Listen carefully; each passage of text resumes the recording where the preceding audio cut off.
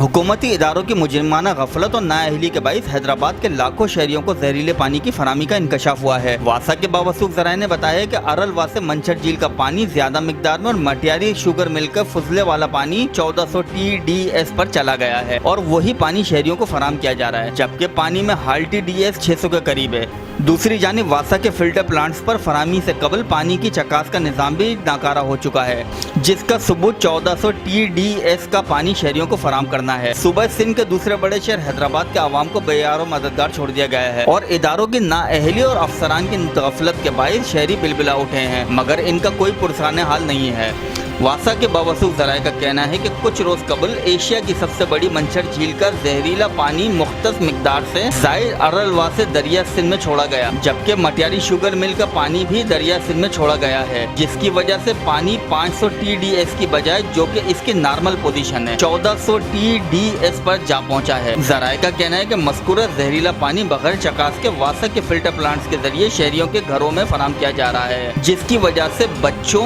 बूढ़ों और खवातीन को उल्टियां, दस्त, पेट के दर्द की बीमारियां पैदा हो रही हैं। वासा के ज़राए ने मजीद बताया कि अरलवा से मंचर झील के पानी का इजाफा रोक दिया गया है, जबकि मटियारी शुगर मिल का फुजला मिले पानी की तरसील भी रोक दी गई है। इसके बावजूद TDS 600 तक जा पहुंची है, जिसके बाइस शहरी पानी उबार कर पीने पर मजबूर हैं। वासा के इंतहाई जिम्मेदार ज़राए का कहना है कि बगैर आगाही के अरलवा से मंचर झील का जहरीला पानी और मटियारी शुगर मिल का पानी छोड़ा गया है। इस सिलसिले में शहरियों की जानिब से शिकायत भी मौसूल हो रही हैं, जबकि बगैर आगाही और चकास के शहरियों को पानी की फराहमी करने वाले इदारे तरक्कियात हैदराबाद के ज़ेली शोबे वासा के जिम्मेदारान के खिलाफ ना कोई कार्रवाई अमल में लाई जा रही है और ना ही अब तक कोई एक्शन लिया जा रहा है।